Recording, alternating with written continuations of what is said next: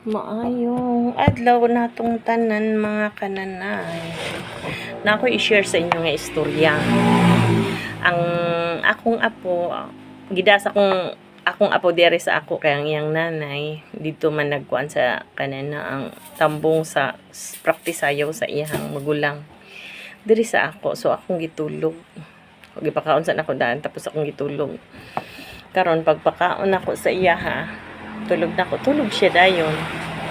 Nang hipos ko, namilo ko, tapos sige ko panilhig, nagkuan pa ko sa coins na ako, mga karaan akong coins kay manghipos ko kay malakaw lagi ko. Nag-arrange ko sa akong mga gamit. Karon kay natingamang ko nga gikan ba gani ko sa taas, gikan pa ko diha nagtanaw sa iya ha. Natulog siya, hinanok natulog siya. Tapos dito na pug ko balik na pug ko tindahan, ubos. Tapos gikan sa iyang gitulugan nga kwarto, paingon muagi pa siya sala. Sala na mo nga gamay. Tapos anha pa munaog og tulo ka ang hagdanan, anha pa sa mang tindahan. Pag gikan ako sa tindahan kay mosaka ko sa taas, nakita na nako siya naglingkod sa ikatulo ka ang sa hagdanan. Ikatulo ko ang sa hagdanan diha siya naglingkod, nagtutok siya sa ako. Siya ko, hadlo ko nga kanang tugma ni, way hilak, way tingog. So expected na ko nga tulog siya.